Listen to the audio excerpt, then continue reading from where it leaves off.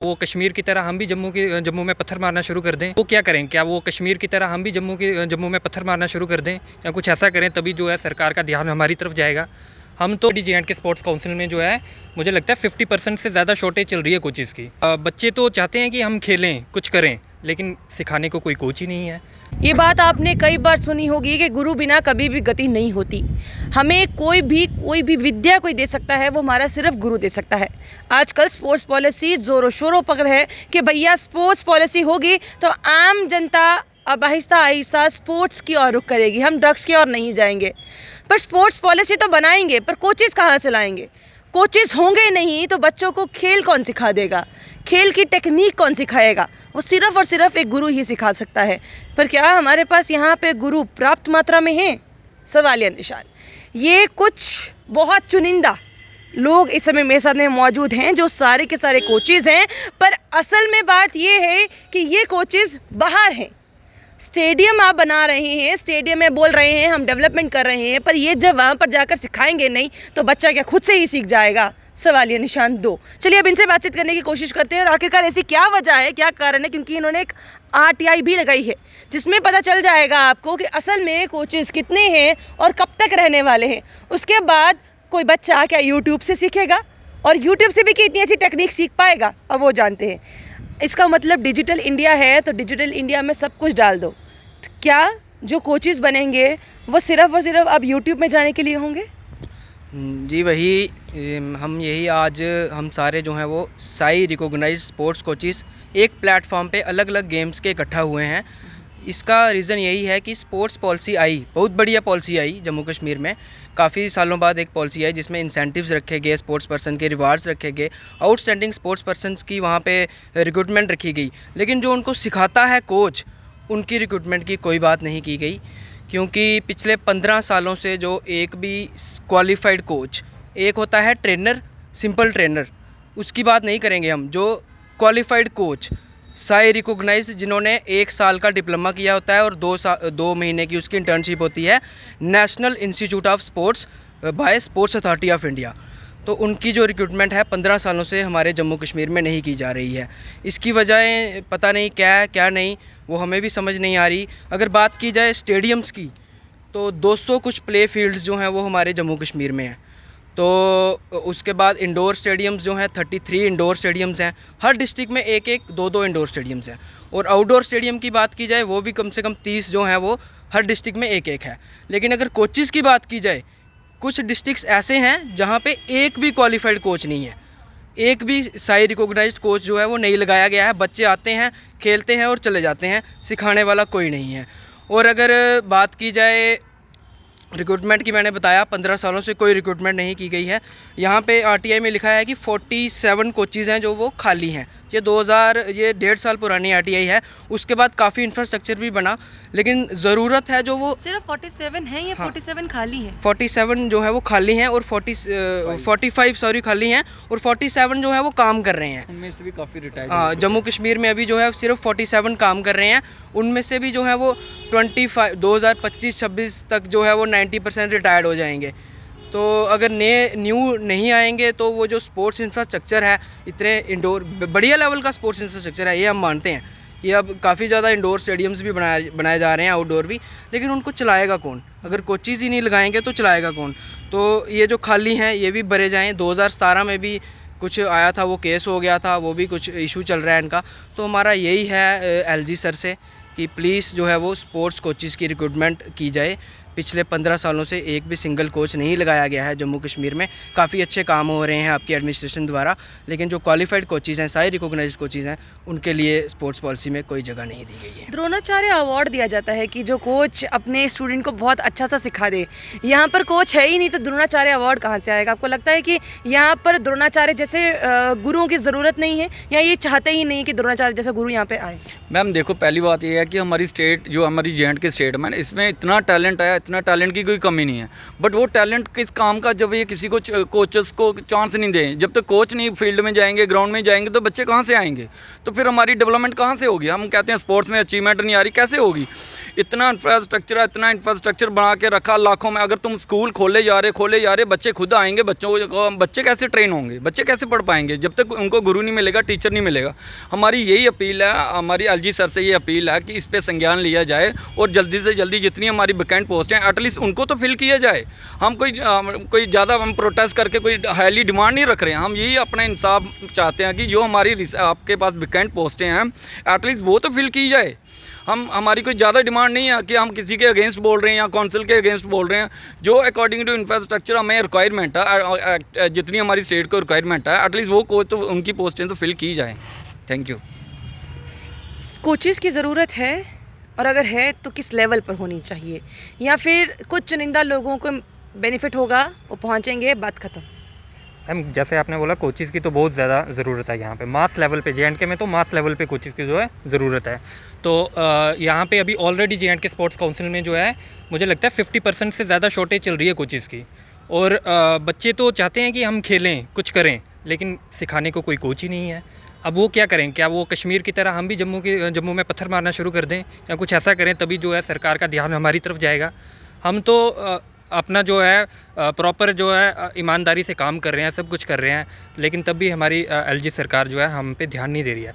ऐसा नहीं है कि एलजी सरकार कुछ भी नहीं कर रही है, बहुत अच्छे काम कर रही है, इतना इंफ्रास्ट्रक्चर डेवलप कर रहा है, हाईली वर्ल्ड क्लास इंफ्रास्ट्रक्चर जो है हमारे जे.एंड.के में एट प्रेजेंट जो है उसका काम चल रहा है और ऑलरेडी जो है डेवलप हो चुका है। लेकिन उसमें सिखाएगा कौन?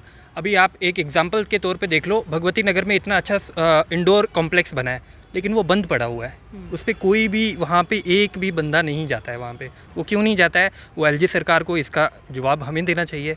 वो क्यों वहाँ पे जो है इतने करोड़ों रुपए खर्च करे हुए हैं, लेकिन वहाँ पे कोच नहीं है, स्पोर्ट्स पर्सन नहीं है। अगर कोच ही नहीं होगा तो बच्चे क्या करेंगे? वो तो वैसे फिर या तो हम भी कश्मीर की तरह पत्थर मारना शुरू कर दें तो ही हमारी बात सुनी जाएगी। तो ये तो एलजी सरकार को सुनना चाहिए।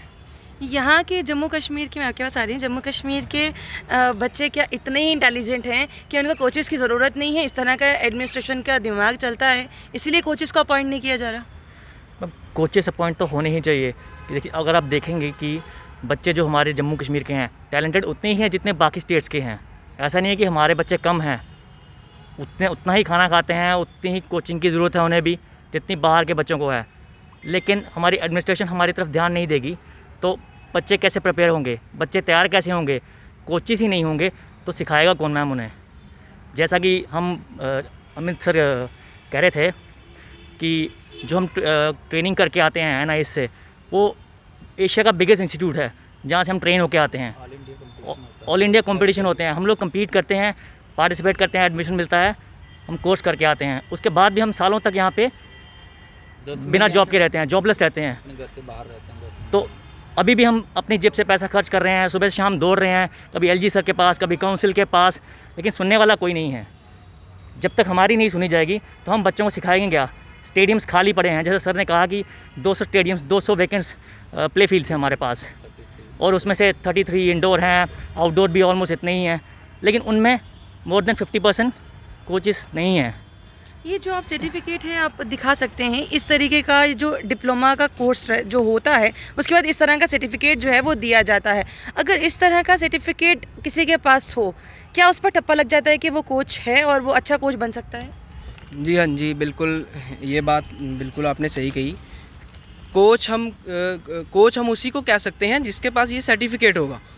ऐसे चलते फिरते तो कोई भी बोल देगा कि मैं भी कोच हूँ, मैं भी कोच हूँ। इसके लिए ट्रेनिंग होती है 1 साल की, 2 महीने की इंटर्नशिप होती है, वहाँ पे टेस्ट होते हैं, फिर जाके एडमिशन मिलती है। जो अच्छा एक प्लेयर है वही उस जगह पे जा सकता है और कोच का डिप्लोमा हासिल कर सकता है।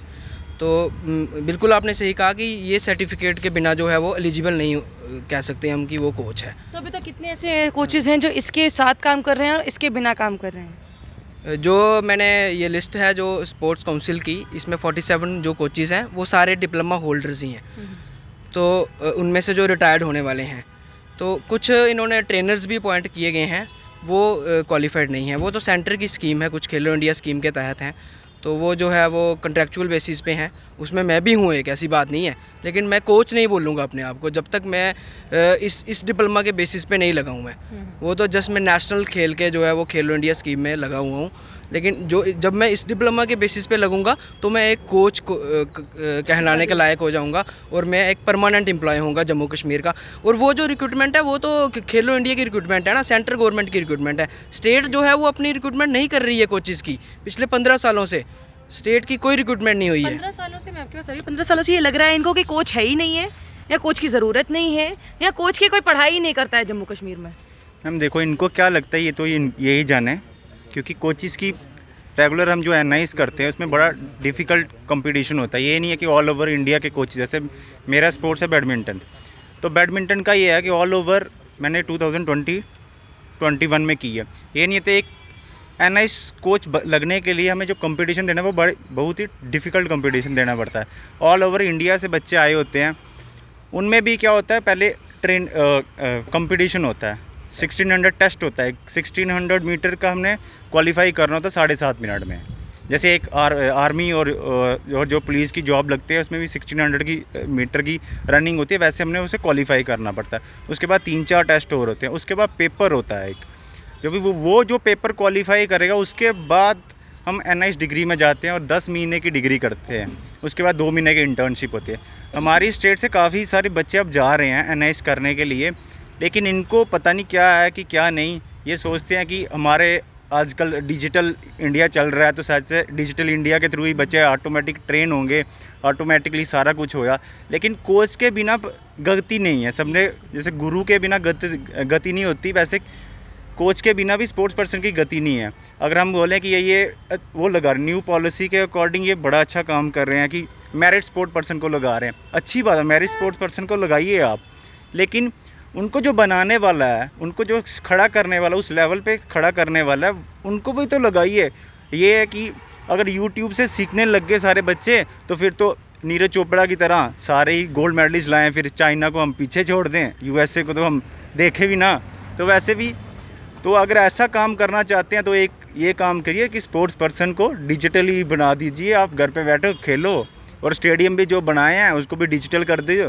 बस यही कहना चाहता हूँ कि मैं ये LG सर से ये रिक्वेस्ट करना चाहता हूँ, जो इतना इंफ्रास्ट्रक्चर बनाया है उसको एक रिव्यू तो करो कि कितनी, जैसे आपने अभी न्यू पॉलिसी बनाई है कि जो भी हमारे जो गवर्नमेंट एम्प्लॉय है उनको हर मंथ को अपना वो देना पड़ता है, रिव्यू देना पड़ रहा है। तो आप जो स्टेडियम बनाए हैं, 200 प्ले फील्ड बनाई हैं, कुछ स्टेडियम्स बनाए हैं, उनका भी तो रिव्यू लीजिए आपकी कितना प्रोग्रेस हो रहा है, कितने बच्चे आ रहे हैं। तो मैं यही कहता हूँ, मैं यही रिक्वेस्ट करना चाहता हूँ कि इस पर भी थोड़ा संगीन किया जाए। बिल्कुल। अब कहीं ना कहीं इन सब ने जो सवाल उठाए हैं उनके जवाब मिलने तो ज़रूरी हैं, पर अगर आप ये सोचते हैं कि पूरा देश डिजिटल हो रहा है, इसी चक्कर में जितने भी स्पोर्ट्स प्लेयर हैं उनको भी घर बैठकर डिजिटल ही सब कुछ सिखवाना है, तो फिर ना तो इंफ्रास्ट्रक्चर बनाने की ज़रूरत है, ना स्पोर्ट्स पॉलिसी बनाने की ज़रूरत है, ना ही इन कोचेज़ को पढ़ाने की ज़रूरत है, क्योंकि अपने घर में सब कुछ यूट्यूब वगैरह पे तो चल ही रहा है। तो ये लोग क्यों अपने लिए 7.5 मिनट में इतने मीटर की दौड़ निकालें, सब कुछ करें, अपनी परेशानियां हल करवाएं, ये वो सब कुछ घर पे ही होना है, तो बाहर जाने की ज़रूरत क्या है। और अगर आपको लगता है कि इंफ्रास्ट्रक्चर लाना है तो उसके लिए सबसे पहली बात यही होगी कि वहाँ पर कोचेज़ को भी अपॉइंट किया जाए, जो पिछले कितने सालों से लोगों को आज तक एक भी जॉब नहीं मिली है। खुद अंदाज़ा लगाइए कि 47 कोचेज़ के बिना पर क्या आपको लगता है कि एक मेडल भी आएगा? और हमारे यहाँ पर खुद ही 20 डिस्ट्रिक्ट्स हैं, तो आप उसमें ही अंदाज़ा लगा लीजिए। एक जो मौलाना आज़ाद स्टेडियम है, यहाँ पर ही कितने कोचेज़ हैं, तो इसका मतलब बाकी जगहों पर तो कोचेज़ है ही नहीं। अब ज़रा सोचने की बात है, अगर सोचा जाए तो हमारा जम्मू कश्मीर स्पोर्ट्स के मामले में भी बहुत आगे चला जाएगा, और अगर नहीं सोचा जाए तो जो चलता है चलने दीजिए। ये बच्चे फिर आएंगे, प्रोटेस्ट करेंगे, हम मीडिया में सामने आएंगे, सामने बात रख देंगे, बात खत्म, ऐसी चलती रहेगी। पर बात यह है कि युवा अगर स्पोर्ट्स में जा रहे हैं, आप खुद भेज रहे हैं, तो उनके बारे में ज़रूर एक बार सोचिए। बने रहिए जम्मू परिवर्तन के साथ। मुझे और रोहित जी को दीजिए इजाज़त। नमस्कार।